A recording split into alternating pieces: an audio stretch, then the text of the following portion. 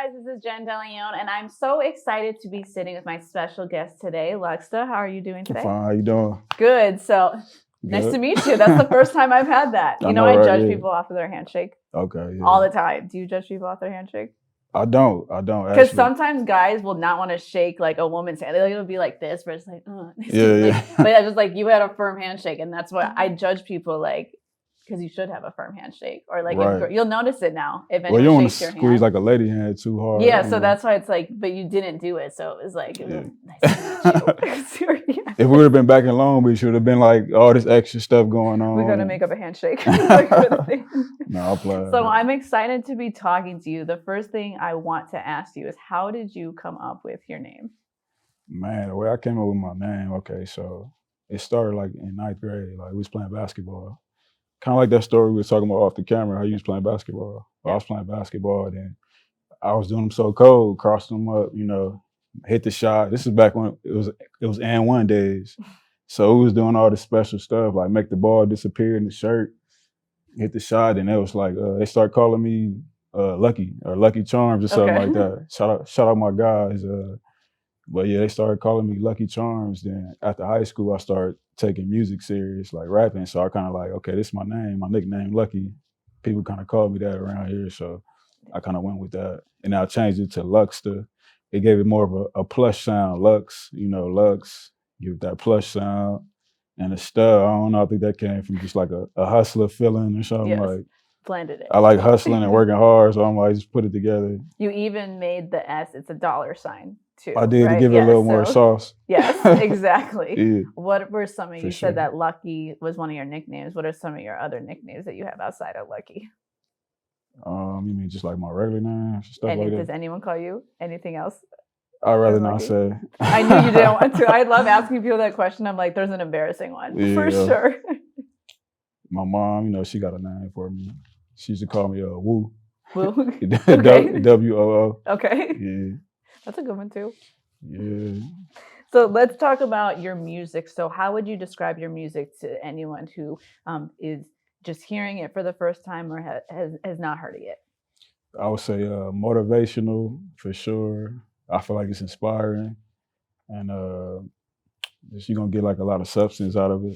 You know, nowadays it's a lot of bubblegum rap, like just like, you know, I think you know what I mean by that, like you chew it up, spit it out, on to the next. But like I feel like I want to be an artist that's more like around for the long run. It's just like music lasts forever, and stuff like that. So I try to make songs with substance. Yeah, that's great to hear, because you're right. As far as for like bubblegum rap, everyone's just doing it just for the sake of putting it out there for social media to get numbers, but not really taking the time to make something of substance. Yeah, so that's great that you're doing that. So let's talk about your project. So you just dropped Earn Your Keep Volume 2, In and Out of Cities, the deluxe. The deluxe. So let's talk about well, I have a few things that I wanted to ask about this. So let's talk about the inspiration behind the project first.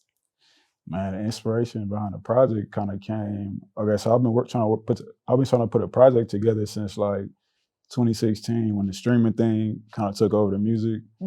Because at first it was just like a mixtape. I had a mixtape called Earn Your Keep, and it was like a mixtape. I uploaded it on Reverb Nation or something like that, or SoundCloud or something. But so it was just a mixtape. I was like getting beats off YouTube, and I'm like, nah, I need to like be more official. And then you got guys like Nipsey, they in your ear telling, I'm looking for people I can learn from, you know, like Jay-Z, Nipsey and stuff like that. So I'm hearing Nipsey, like brand yourself, stuff like that. So I'm like, I need to get this together. So I got the project, and I started going to producers. It got some dope production on there, getting their beats, buying it from them, and start slowly putting it together. Then I'm thinking about my lifestyle, like what can I present to them, and something that's about me and my brand. So I'm just like, okay, I move around so much. At the time I was going back and forth to Oakland.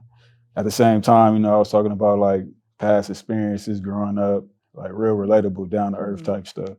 Absolutely. Yeah. So it's a 32-track project. So how long were you working on this project? Man, if it was up to me, I'll put like 62 songs on there. I done recorded like 400 songs plus. Like, you recorded 400 for it? Just within this time frame, like From 2016. 2016. I count 2016 till now. Yeah, I put 32 because I didn't want to take nothing off. So I'm like, man, so I try to think strategically. So I'm like, okay, I'm going to cut this in half and make it a deluxe.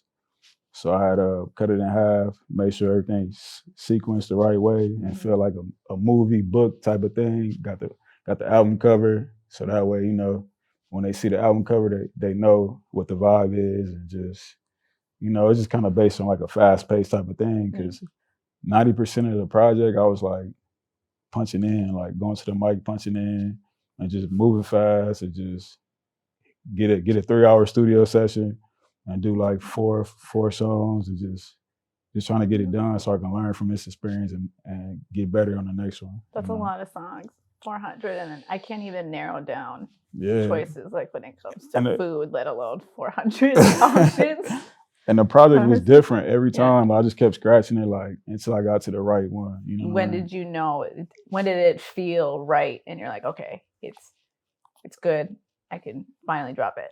Well, like when I started feeling like I was getting better at making songs. I wanted to make songs like I was kind of over like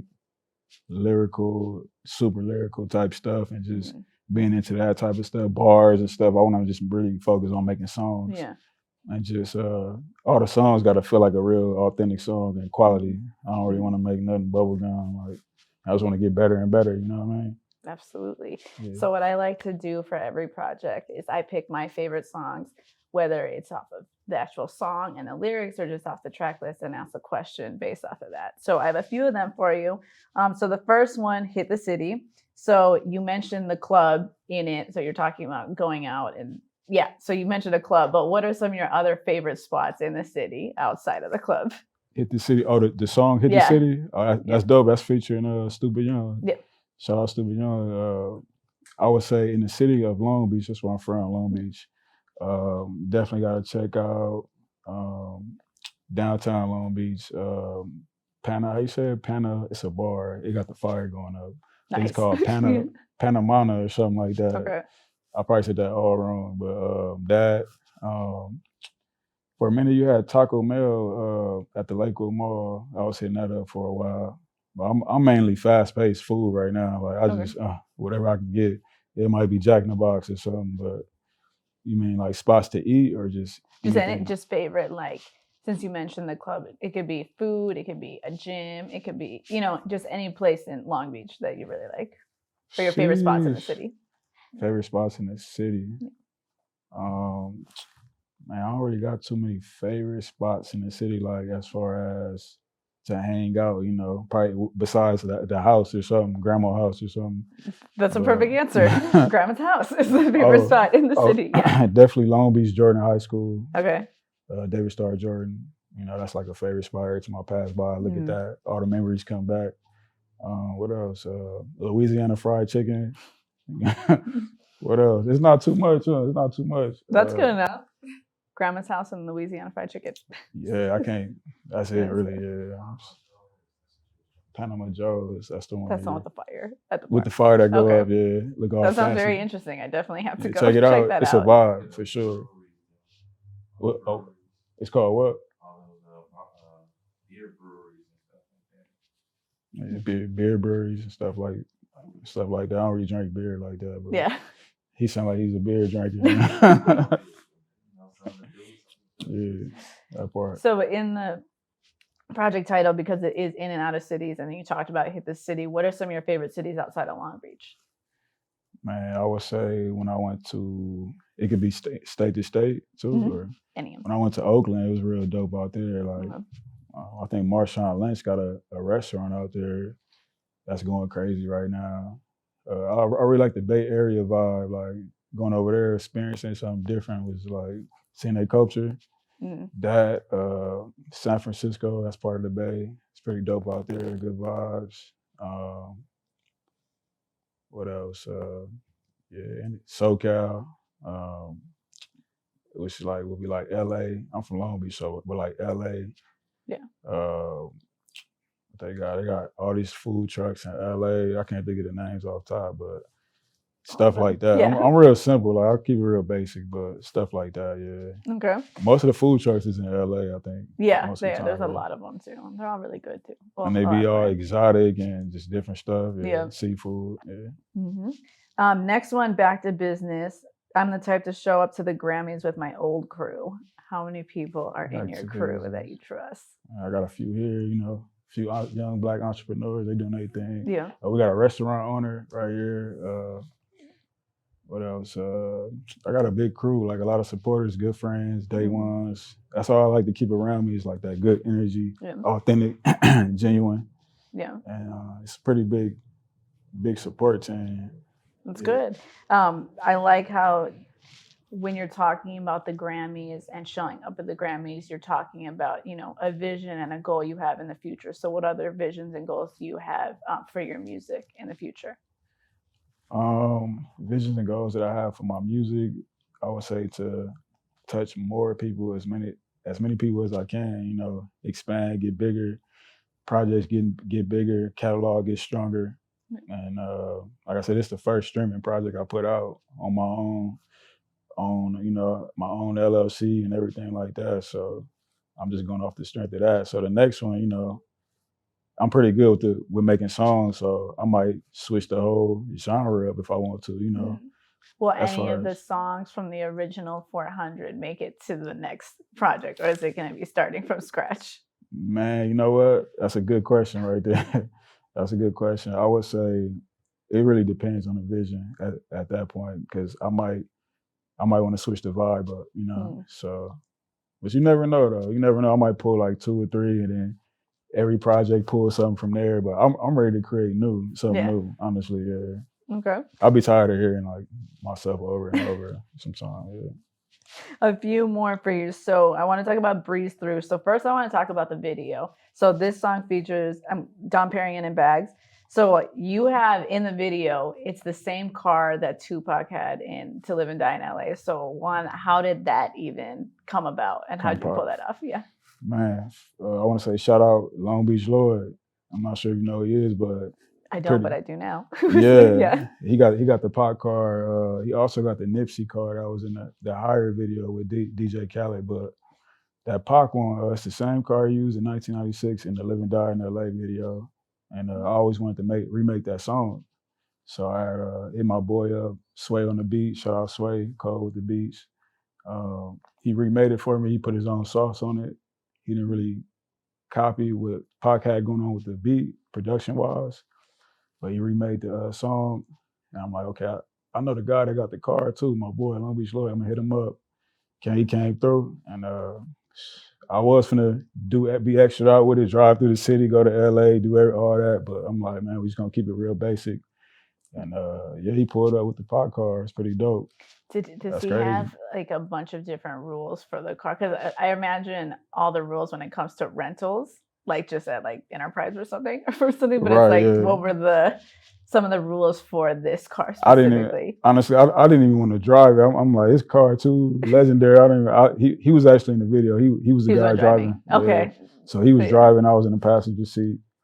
I had some good friends in the back, and you know, it was good vibes, you know. Yeah. We just created magic. You did, and it really stood out too. So like that's just a legendary thing to have. Yeah, it was crazy. I'm like, how did you get the car? And it's just, I'm sitting in there, I'm seeing he pointing out like a ash mark that Tupac left from his cigarette or something. Like I'm like, damn, I'm looking at the ash mark. I'm like, I'm trying not to mess nothing up. I'm like, man, this car so cold. It really is. Outside of like Tupac, and then you mentioned Nipsey, and I think you mentioned, who are some of your other inspirations when it comes to music? Other inspirations, I like all type of music. Adele, I could say Adele. I could say. Did you see her at her Las Vegas residency? How she closed the show? I didn't. Okay, so she closes the show. It's legit magic. So at the end of the show, like pink. I don't know if it's confetti, but a lot of pink shit falls from the ceiling on her. And then by the time it lands, she's gone. So look it up. It's on the internet. So I'm gonna check that out. I don't know how she did it. She got that budget. Adele got that budget. She got she that budget. disappears. There was like 5 different angles that people uploaded, so it was like she disappeared. So you should look into that. When it all was done and on the ground, she wasn't there. Like yeah, so like just imagine like this is the confetti, and then she's here. So as soon as she went down with she just was gone as the confetti fell. It's trippy. I watched it like 10 times. I got an idea on what I think she could have did, but I want to like mess up the like maybe under the stage, but like yeah. The confetti wasn't like solid. So that's why I was like, how did she like? Obviously, she didn't actually disappear, but they did it very well, where it was really great production. So yeah, real quality. Yes. So you said Adele. Who else? Adele, Dom Kennedy for sure. Yeah. Mozzie. Who else? Man, who else are we listening to? As far as people that I'm inspired by, yeah, just top notch for sure. My boy YL, he made music. A lot of people in my camp, but like I'm inspired by them. Rich City, Cole with the Beats, Don Perignon, my little brother. Mm-hmm. I could just keep. I don't want to leave nobody's name out, but everybody around me, you know, and different genres like who else? What's his name? I like what Machine Gun Kelly just did too. Like that was pretty dope. Yeah. He like switched lanes on them. You know? He really did. I'm like, that's a real artist. Tory Lanez, he pretty dope too. Drake, of course, stuff like that. My last question and the last song is energy. So this is about people who take your energy. So how do you protect your energy? How you protect your energy? Well, you know, I feel like the energy you put out is what you get back. And at the same time, you definitely got to control your own narrative, you know? So I feel like you could just cut them off, you know? Protect my energy, just cut them off. Do whatever you got to do. Stay away from them. If they're not going off your energy, which is good energy, then it's like ain't something wrong. Like, you know what I'm saying? So I would say that, just cut them off. That's really great advice. Protect your energy, cut them off. Cut them off. Well, it was so fun to talk to you. Before we go, let's let everybody know where they can follow you on social media and also listen to your music. You can find me on social media at I am Luxta, IAMLUX $TA. Actually, I don't got a $ on Instagram. IAMLUXSTA. And you can find me on all platforms. Which I'm not sure what camera I'm looking at over here. We got you on all of them, whichever one you look at. Yeah. IAMLUXSTA. All platforms. Well, I'm excited to talk to you again when you drop your next project and to find out if one of the 400 songs is on it or if it is something new, and looking forward to how much more you build your career. So thank you for taking the time to sit with me and talk to me. Appreciate you so much. Thank you. Oh, we gotta come up with like a handshake. Let's do it like this. Oh, I like that. Okay, ready? Jen DeLeon. Wait, was it 2 or 3? 1, 2. 1, 2. And then you go like that. You feel me? That was kind of smooth. The great. Jen DeLeon, the great.